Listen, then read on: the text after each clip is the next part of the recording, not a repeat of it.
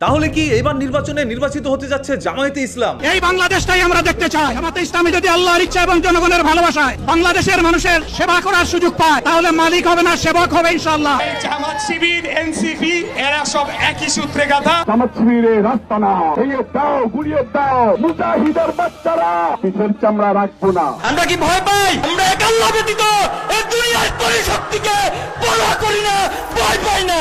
রাজাকারের বাচ্চারা সাল্লাল্লাহু ছিঁড়ে ফেলাইতে হবে। বেয়াদব একটা বদমাইশ ছেলে, তার মুখের কোনো লাগাম নাই। মুখ সামলে কথা বলেন, তা না হলে আপনাদেরকে রাজনৈতিক ভাবে ঘেরাও দিয়ে আপনাদের রাজনীতি ইতি আমরা সেখানে এগুলো ফ্যাসিবাদী চরিত্র।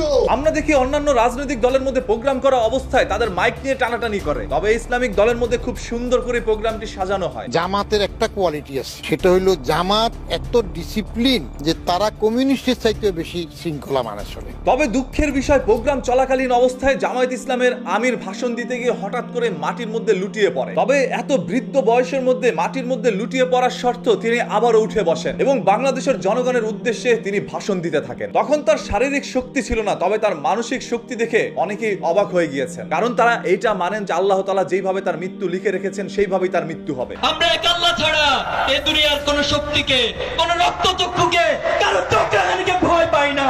আপনারা যদি বাংলাদেশের মধ্যে ইসলাম কায়েম করতে চান, তাহলে অবশ্যই জামাত ইসলামের বিকল্প কোনো দল নেই। আর সেই জামাত ইসলামের সাথে বারবার এনসিবির উপস্থিতি দেখা যাচ্ছে। এনসিবি লেগেছে